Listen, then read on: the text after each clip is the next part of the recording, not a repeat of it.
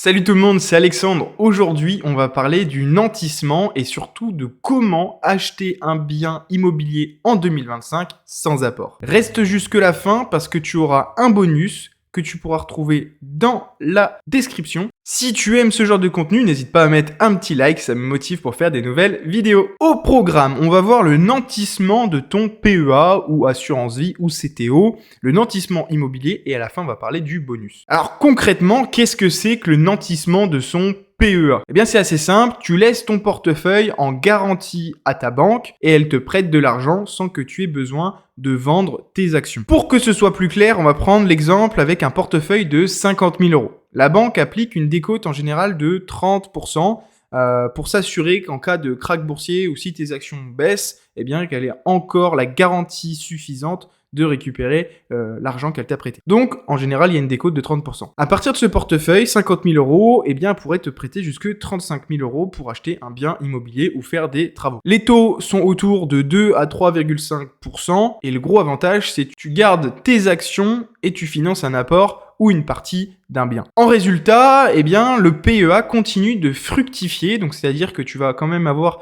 tes 7 ou 8% de performance tous les ans sur ton PEA. Et en parallèle, tu finances un bien locatif avec zéro retrait d'épargne, que ce soit un apport. Et donc ça, c'est vraiment génial. Donc là, tu as une première solution pour investir sans apport. Bon, malheureusement, il y a forcément des avantages et des inconvénients avec cette stratégie. On va commencer par les avantages. Tu ne vides pas ton épargne, on l'a dit juste avant. Le PEA continue de produire des gains. Les taux sont souvent préférentiels, 2 à 3 voire 4%. Tu boostes ton effet de levier sans toucher à ton cash. Et c'est vraiment là-dessus que j'insiste. Le plus dur pour investir dans l'immobilier, on le sait tous, c'est de se constituer une épargne pour un apport. Ça peut prendre 2, 3, 4 ans pour avoir cette épargne et acheter un bien immobilier, ce qui prend beaucoup de temps. Donc, avec cette méthode, tu vas pouvoir avoir un bien sans apport rapidement et après générer du cash. Et tu restes investi en bourse tout en investissement dans l'immobilier, ce qui est plutôt pas mal. Bien sûr, il y a des inconvénients à cette stratégie. Tu dois rester investi et surtout pas de grosses pertes autorisées. C'est ce qu'on a dit tout à l'heure. Si ton capital, par exemple, chute de 40 ou 50%, eh bien malheureusement, la banque peut te dire « Oh là là, il faut rajouter une garantie pour compenser la perte ». Ça peut être le gros problème. C'est pour ça qu'il faut toujours appliquer une décote de 30 à 40%, ce qui permet quand même d'être serein si jamais il y a des crachs boursiers. Le nantissement est une promesse de blocage, tu ne peux pas tout vendre librement. Donc il faut savoir une chose, qu'il faut faire un nantissement qu'avec l'argent dont tu n'as pas besoin. C'est un peu comme le principe de la bourse, tu investis en bourse l'argent que tu es prêt à perdre et dont tu n'as pas besoin à l'instant T. Et donc le nantissement, je trouve qu'il est complémentaire et qui va de pair avec une stratégie en bourse. Tu es exposé à une double volatilité, ton bien immobilier plus ton PEA. Si par exemple ton bien immobilier il est loué, les locataires ne paient pas, ou alors le marché immobilier chute et que les marchés financiers chutent aussi, eh bien tu auras perdu peut-être un peu d'argent sur cette opération. Donc attention à ça. Je l'ai dit juste avant, si les marchés chutent fortement, la banque peut demander un remboursement partiel immédiat et ça peut être très compliqué à financer. Donc, je le répète, il ne faut pas mettre 100% de nantissement sur des actifs financiers. Et en plus de ça, le gros désavantage, c'est que pas toutes les banques acceptent cette stratégie. Il faut souvent passer par une banque soit patrimoniale, soit privée, ou alors des banques un peu plus de proximité, de région. Concernant la stratégie, il faut que tu t'assures que ton portefeuille soit diversifié et stable. Il faut éviter d'être dans des actions 100% technologiques ou très volatiles parce que tu risques tout simplement que la banque te dise « Non, on ne fait pas de nantissement car ton portefeuille est très volatile. » C'est tout à fait possible. Utilise le nantissement pour compléter un financement et pas comme seule garantie. Imagine, tu achètes un appartement à 100 000 euros. Tu peux emprunter que 80 000 euros et tu as un portefeuille en action de 40 000 euros.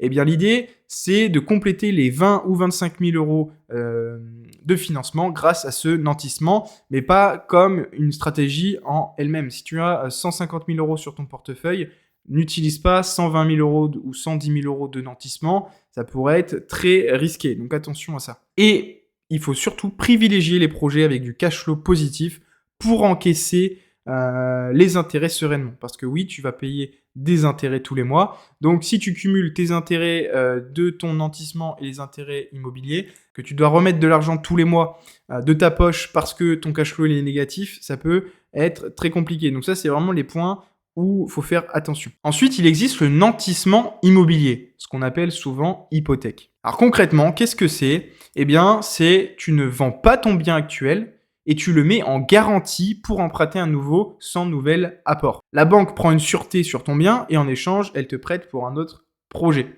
Donc ça veut dire que si tu as déjà remboursé 25 000 € de capital et toi tu gardes tes loyers, ton patrimoine et tu avances progressivement pour acheter des nouveaux appartements, des nouveaux immeubles sans mettre d'apport, sans mettre de cash parce que le plus important c'est sa trésorerie. Ce qu'on dit souvent, quand une entreprise meurt, c'est pas parce qu'elle n'a pas de commande, mais parce qu'elle a effectivement plus de trésorerie. C'est un peu pareil pour nous, les personnes individuelles, c'est que le moment où tu n'as plus de trésorerie, c'est là où ça va être très compliqué. Prenons un exemple concret. Tu as un appartement de 120 000 € que tu rembourses depuis 3 ans. Donc en 3 ans, tu as peut-être remboursé 25 000 € de capital. Et donc la banque accepte de prendre ce bien en garantie et finance un deuxième appart à 100%. Ça veut dire que tu n'as pas besoin d'apport parce que ton premier bien, ça marchait bien, tu avais du rendement, tu avais du remboursement, la banque te fait confiance et donc elle te dit « Ok, pas besoin d'apport, on va nantir ton bien immobilier, on va l'hypothéquer et comme ça, eh bien, tu investis sans apport. » Donc pas besoin d'épargne.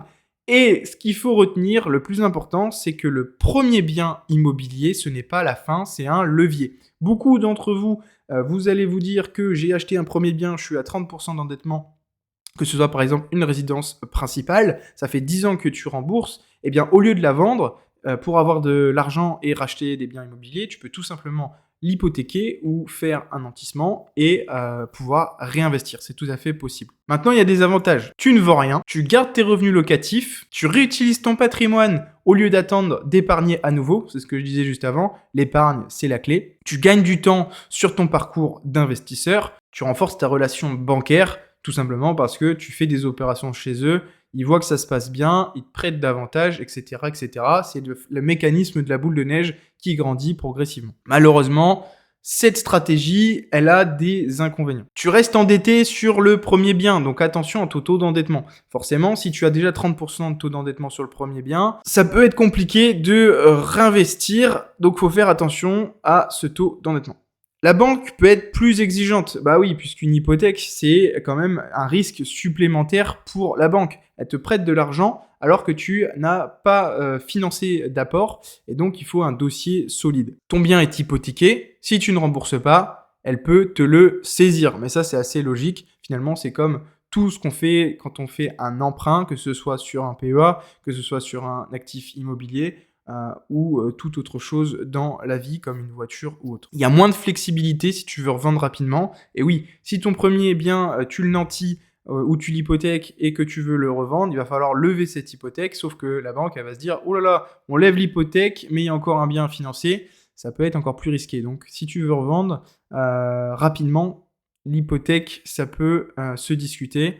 Mais faut faire attention à ce point. Si demain tu investis dans un appartement, tu dis à la banque qu'il y a 30 000 € de travaux et que finalement tu te retrouves avec 60 000 € de travaux, eh bien la banque elle va se dire « Ouh là là, j'ai pas confiance, il gère pas bien ses travaux, il gère pas bien ses chantiers. » Et la banque peut te dire « Ouh là, ton premier appartement, tu as eu 30 000 € de dépenses supplémentaires, on t'a refait un crédit là-dessus, c'est compliqué. Si tu réinvestis, certes on te fait une hypothèque, mais que derrière tes 30 000 € de travaux sur le nouveau bien, ça se transforme en 60 000 € encore une fois. » Eh bien, on n'a pas envie de prendre ce risque. On arrive maintenant au bonus. En résumé, cette méthode, c'est le double levier pour avancer plus vite. Tu vas pouvoir continuer d'investir sans apport, d'avoir plus d'endettement et enchaîner les investissements. Le nantissement est un accélérateur de patrimoine. Avec un PEA, tu mobilises ton épargne sans y toucher et avec un investissement immobilier, tu transformes ton actif en garantie bancaire. Donc dans les deux cas, tu as deux garanties potentiels qui peuvent te permettre d'avoir plus de financement. Dans la description, tu retrouveras le bonus avec une checklist PDF qui va te permettre d'avoir les documents à préparer pour chaque type de nantissement, une grille d'estimation de ton potentiel de financement et surtout la liste des banques favorables à ce montage. Comme je l'ai dit juste avant, toutes les banques n'acceptent pas le nantissement car c'est un risque supplémentaire, mais il y a encore quelques banques qui le permettent et tu trouveras ça dans le premier lien de la description. Si cette vidéo t'a plu, n'hésite pas à mettre un petit like et surtout t'abonner pour manquer aucune vidéo. C'était Alexandre, salut!